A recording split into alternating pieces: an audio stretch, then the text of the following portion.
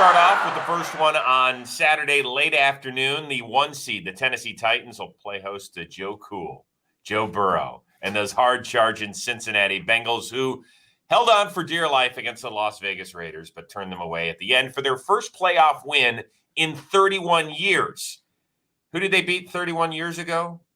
That would be the Houston Oilers, the old Tennessee Titans, if you will. That's the first and only time these franchises have ever met when it really, really counts. So I love that, Chris, but that should have been asked in trivia question form. No. Because that's like, you know what I'm excited about? I'm excited about you asking trivia questions on this show and what the press box food will be in Tampa Bay, because I'm going to be there for the Bucks and the Rams. Those are the things that excite me. So don't let me down again by not asking trivia questions.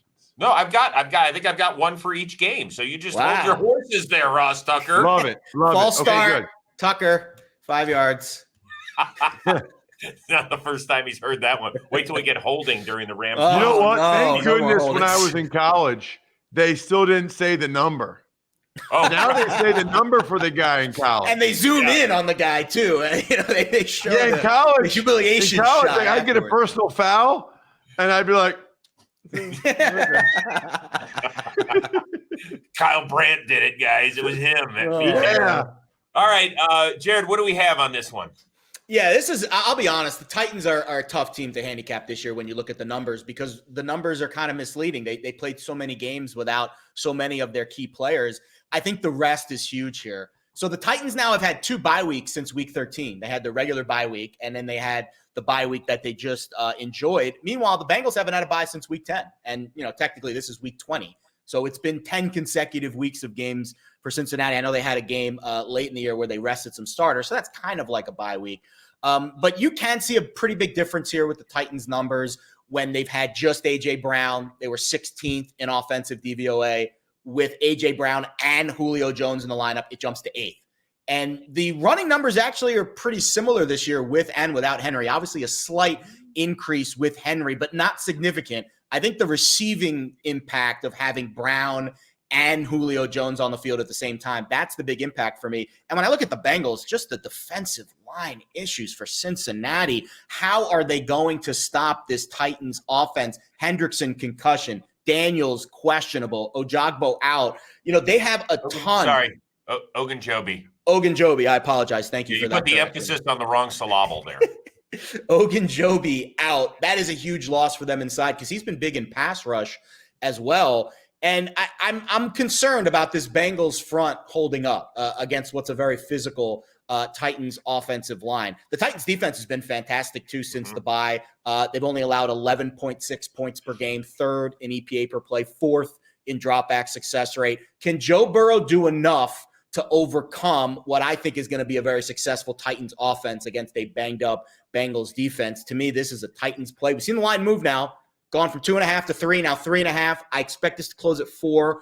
Obviously, less value at 4. If you can find a 3.5, it's worth the unit. I got in 2 units at 3, and that's probably where I feel comfortable, with the big unit play. Probably still worth the unit, though, at 3.5. So I never lay 3.5. At this stage of the week, never, because if you lay 3.5 now and it comes down to 3, you're going to want to. Sure. You're going to be very, very angry. I don't think it gets that back to 3. I just, because the Bengals injuries on defense, I think, are 2. I think this line closes at 4, actually, to be honest with you. Right. But my point is, if it goes up to 4, there's not that much difference between 3.5 and 4. Little bit. There's a huge difference. Not a huge difference. Between 3.5 and 3, in my mind. I call that asymmetric risk. Plus, whoa. Yeah. Look it up. That's a double drink. Take a drink. So, I just don't like laying 3.5 because what do they tell you? Well, we think these teams are somewhat evenly matched, but we'll give this team a field goal and then some. Don't love it. That said, I think the Titans are the right side. I thought Jared did a good job of laying out a bunch of the reasons why. The one thing I will say about the whole bye week thing is they basically got a bye week 18 against Chris's Brown. Mm-hmm. They didn't play their guys week 18. The Larry Ogunjobi injury is huge. We'll see about Hendrickson in the concussion protocol. But I have a theme for Saturday, and the theme is well-rested teams against teams I think are a little bit beat up and might be losing steam, especially in the case of the Niners. But for this matchup, I could only look to Tennessee right now. I love Joe Burrow and what the Bengals have done, but they still had a heck of a time against the Raiders. And They got outgained. I really like Vrabel over Zach Taylor as the coach in this matchup. And I think the D-line for the Titans is going to devour the Bengals O-line. I think Burrow is going to get bruised and battered. It's going to be an ugly one. I'll take the Titans. Let's keep in mind, these were the two most sacked quarterbacks in the NFL this year. Burrow had the most, 51. Tannehill followed closely. You make that great point, Ross, about the Tennessee defensive line. You know, it's amazing because I don't know how Jeffrey Simmons didn't get in the Pro Bowl. He must be hated by offensive linemen because that guy is dominant. They had 3 guys with at least 8 sacks. They were the only team in the league that had that. They can get after you. Burrow holds the ball too long. He's got a little bit of Andrew Luck in him. That kind of scares me if I'm a Bengals fan. Man. And by the way, the franchise has never won a road playoff game. They're 0-7. Does that matter to you, Ross? Because it's all about history and, none of these Not guys. at all. No. Okay. In fact, any stat like that is incredibly irrelevant. When I study these games for the notes for when I'm going to call a game, they always talk about the series history and none of that has anything to do in my mind with what's going to happen on Saturday at 4:30 Eastern. I've got one stat that you might be interested in then. How about quarterbacks making their first ever road playoff start? 6-15 straight up, 9-12 against the number. I know Burrow just played in his first ever playoff game at home, played okay.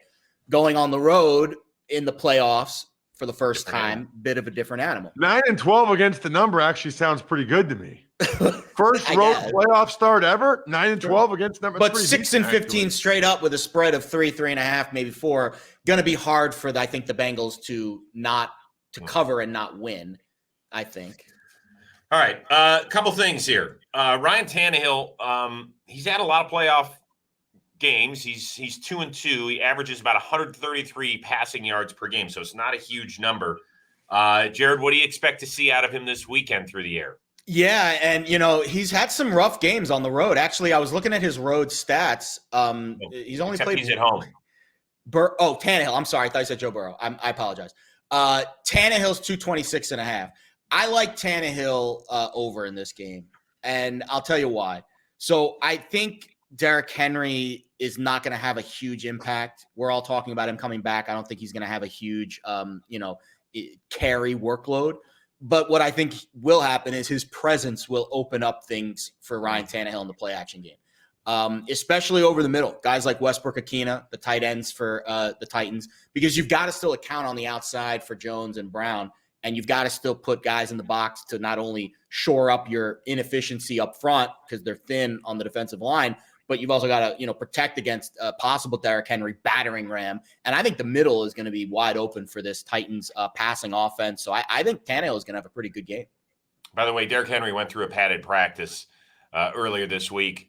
He came out and he said, I don't know about my availability. I'll let you know on Saturday. So it could come all the way up to the inactive time, 90 minutes before the game.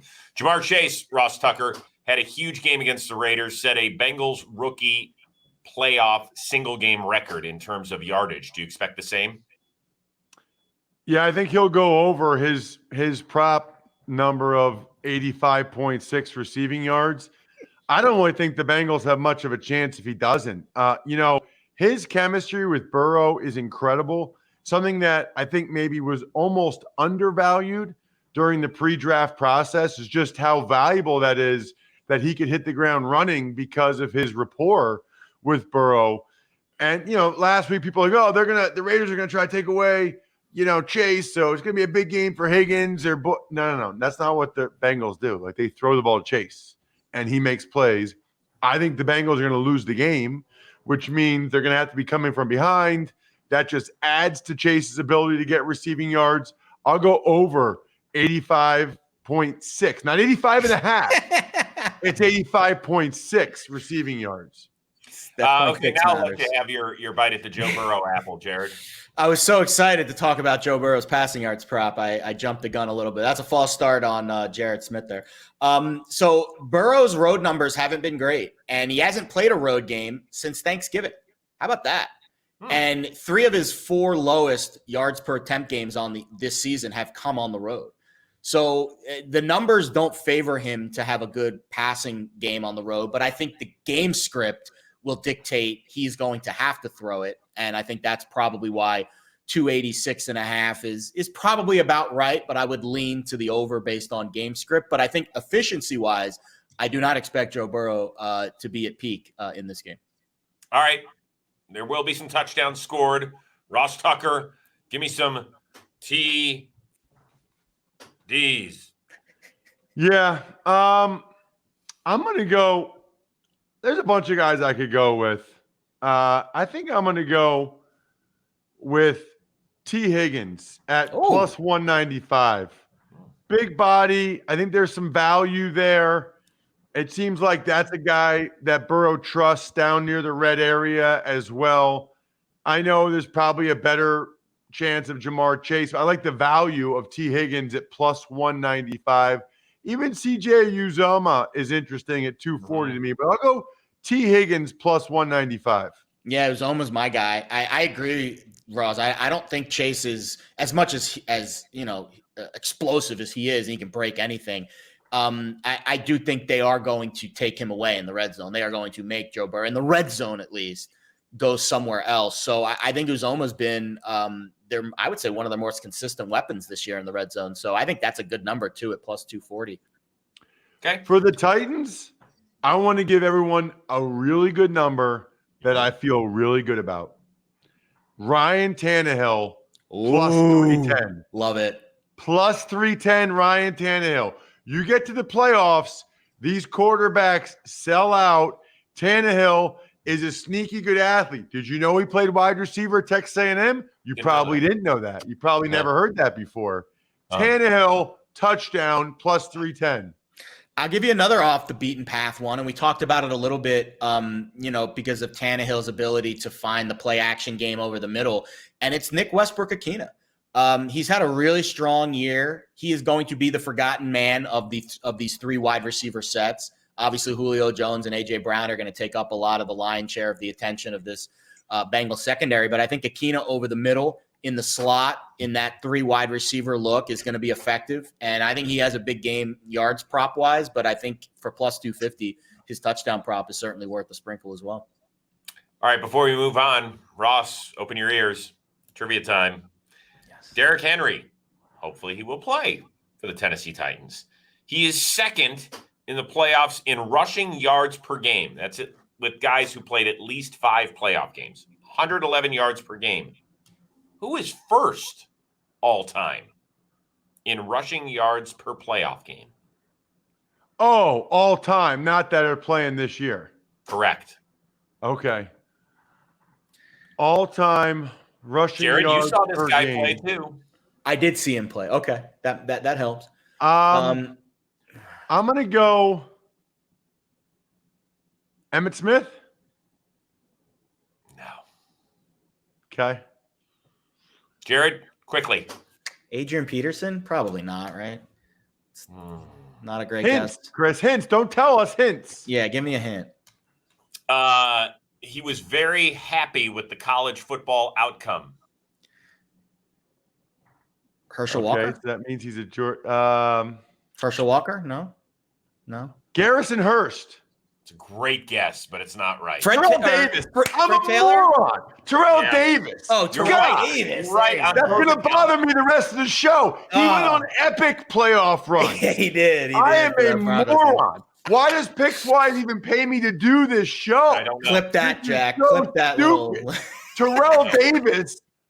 I am so annoyed at myself. Wow. I've never seen Ross get so hard on himself. Horrible. He's had 0 for weeks with his picks, and he doesn't even get this hard on himself. Oh, my gosh. Ross, what time's your therapy appointment this week? I don't know, but I need it. I'm so mad. I love your trivia questions. I love getting them right. Obviously, Ross Terrell is on Davis, tilt. He killed it in the playoffs. He's on tilt.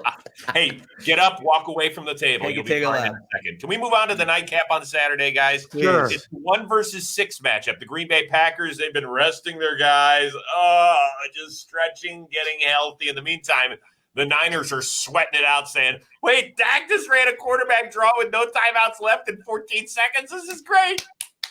Now, Ross, you did mention about them being banged up. We don't know about Nick Bosa. Heck, we don't even know about Jimmy Garoppolo. You know, he's got the chip thumb. He's playing. I know he's banged up, but he's playing. Fred Warner, I think, will probably try to give it a go as well.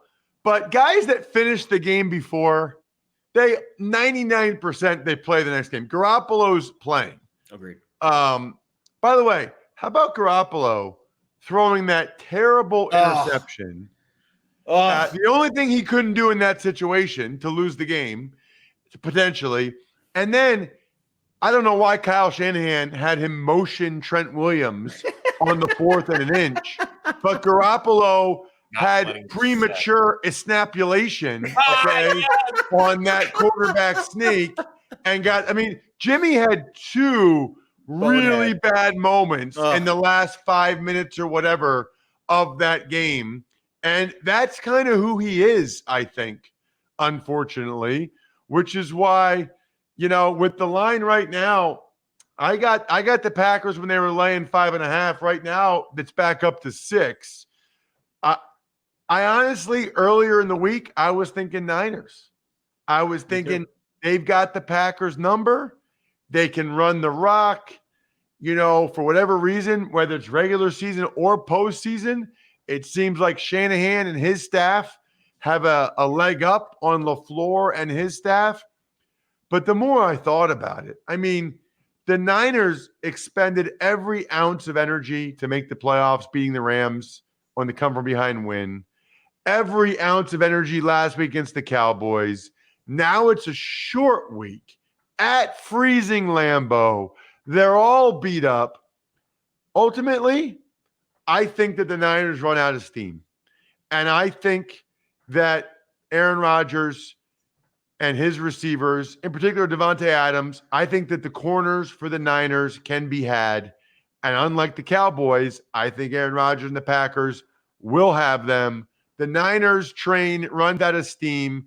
I will lay the points with the Green Bay Packers. And you guys know probably the most points I've laid on this show the whole year. But that's what I'm going to do. Yeah, this game was a 3.5-point spread. The Niners were favored back in week 3. And Green Bay won that game 30-28. So we've seen a 10-point adjustment now from -3.5 San Francisco to now -6 Green Bay. Obviously, the Packers being at home and, the Lambeau Field edge, that the home field isn't weighted as much as it used to be. But I think at Lambeau, it certainly is, especially in a night game in January in the playoffs. And I think the Jimmy G injury scares me. And I think that's why you've seen this line, nestle up to 6. And I wouldn't be shocked if it creeped higher throughout the week. And I think he's going to play, but how effective do you think he's going to be? He had perfect conditions at, Jerry's World, despite the sun glaring through for a few minutes there. But, the ideal conditions in that stadium, and now you go to outdoors and freezing cold weather, the shoulder might tighten up. Second. You guys make it sound like Jimmy G throws the ball 35 times a game. Do you know that when the Niners beat the Packers in the NFC title game a few years ago, how many times did he throw the ball that day? I don't think many. I 10? Was there. It was was it 8? He was 6 of 8, Ross. Yes! That counts. Not a trivia question. Does not count. That's not a trivia question. Yes, it was. That's a very asked fair a question, and I answered it correctly. But that's not a trivia. I announced the trivia. In fact, we're going to start putting bells and whistles. Jack, you do that in post for the trivia. Put a big banner, nice little animation, Rose's trivia time, whatever. I'm 1 for 2 so far. You're 0 for 1. Thank you. Duly noted. The point is, I didn't mean to derail your thought here, Jared. No, you're good. Guys act like he's Mahomes. I agree with that. I agree. But and by the way, part of that was on Shanahan last week to put Jimmy Garoppolo in that sort of position, because when you put Jimmy Garoppolo in that sort of position to throw an interception, he's going to do it. He's going to throw the interception. So if Kyle Shanahan does not make that mistake this week, I think the Niners can win this thing. I agree. I think the thing that needs to happen, though, is they have to get out to an early lead and they have to establish the run. Yes. They did that last week.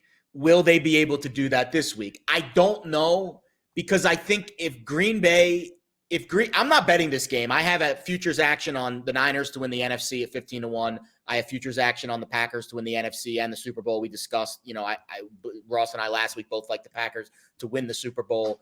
I just think the game plan is so obvious that if the Niners can run the ball this week, when it's so obvious that not only Jimmy G can't throw it, but the best way to beat this Packers defense, they're fourth in explosive pass rate, 28th in explosive run rate. They give up big runs. They gave up 8.7 yards per carry to, Chris's Browns a few weeks ago. They can be beaten on the ground.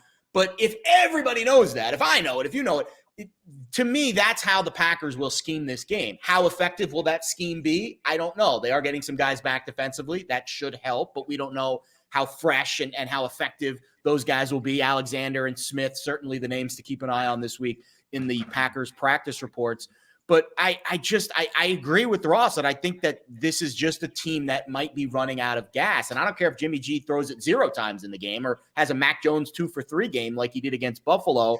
I just don't see the Niners being able to generate enough offense to keep up with what is a very effective, potent, efficient Packers offense that has had 2 weeks off. Aaron Rodgers' toe should be as healthy as it's been.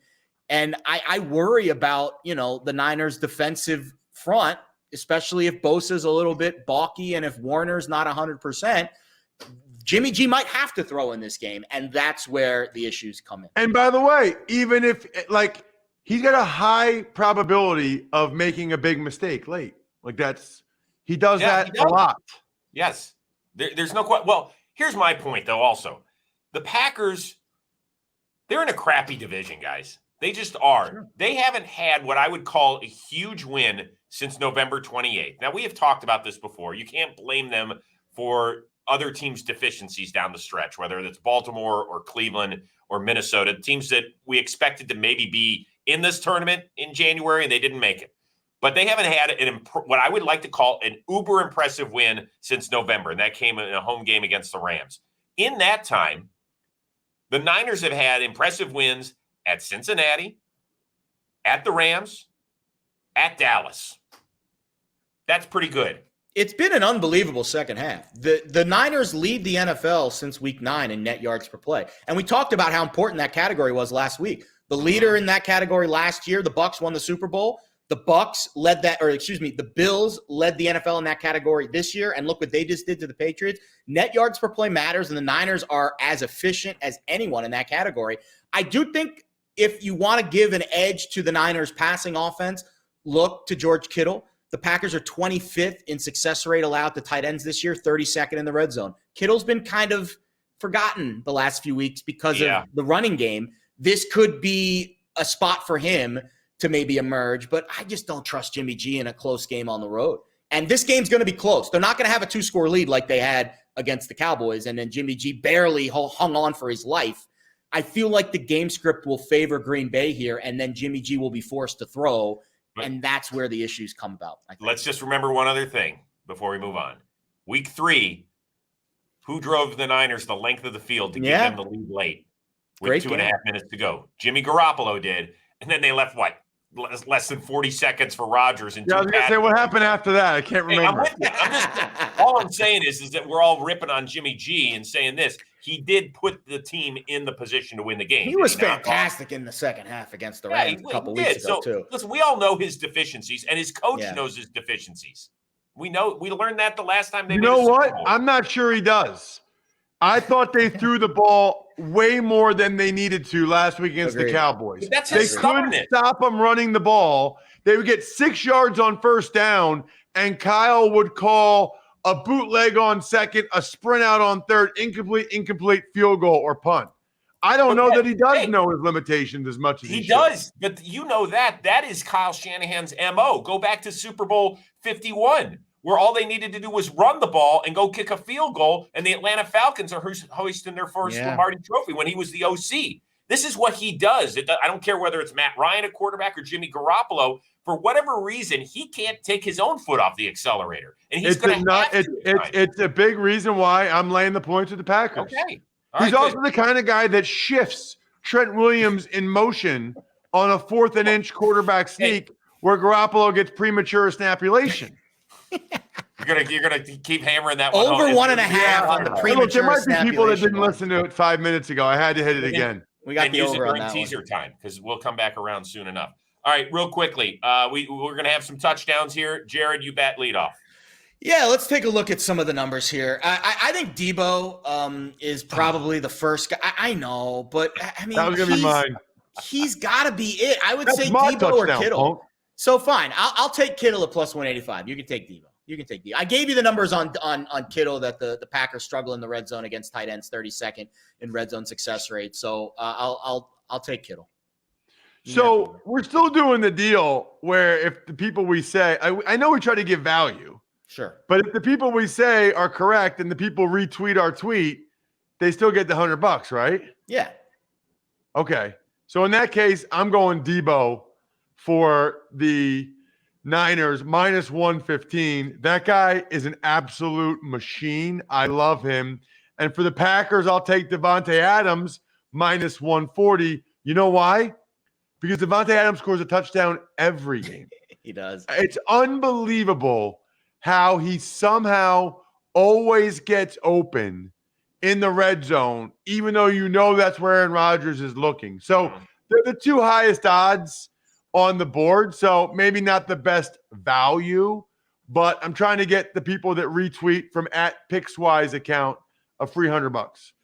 This week it's 50 because we're doing it Saturday. Yeah, we're doing it twice. So that puts me in an interesting spot Jared? because I thought for sure. Yeah, it's $50 Saturday. I blacked out. And $50 on Sunday. So we got Kittle, we got Debo, we got Devontae Adams. I've got a choice to make, either Aaron Jones or A.J. Dillon. I think I kind of like Dillon a little bit. Cold weather, battering ram. He's kind of the guy in the along the goal line for the Packers. So I'll give out Dillon, and I think we've got all of our bases covered. One of those guys is definitely scoring a touchdown on Saturday night. I promise. All right, before we move on to Sunday's games, I will let you have a choice. Jared, you can have the choice for trivia. Quarterbacks or wide receivers? Quarterbacks, always quarterbacks. Tom Brady has the most touchdown passes in playoff history. Aaron Rodgers is tied for second with which quarterback? Ooh. Jared's going to try this first? No, you can guess too. Anyway, it's open. Is there a hint? Did I watch him? No hint. Joe Montana. Joe Montana is correct. Good job, Ross. Way to bounce back. That one, okay, so that one, I got to be honest with you, I saw that in the notes. I'm doing the Bucs-Rams game, so I read that in the notes this morning. So it's kind of like, I'll never lie to you guys. I feel like although I got to be honest, I skimmed the notes, so I saw that Brady, he has like twice as many as them, right? Or something like that. So Brady's got 85. Rodgers and Montana have 45. That's unbelievable. Right. I was 95% sure it was Montana because that jumped out to me. I would have guessed John Elway, but I'm impressed by I'm surprised Rodgers is the other one. I would have thought it was like Peyton Manning or someone that goes to more Super Bowls. By the way, I'm very happy that you were honest with us because you could have played it off as, well, yeah, dude, I'm 1-1 on trivia. He didn't celebrate as much as he normally does. That was his tell. You should have recused yourself from the bench on this one because you knew the answer. You should have. Yeah, I should have let Jared. That's why I let Jared have a chance first. I would have guessed Elway, but I probably was way off.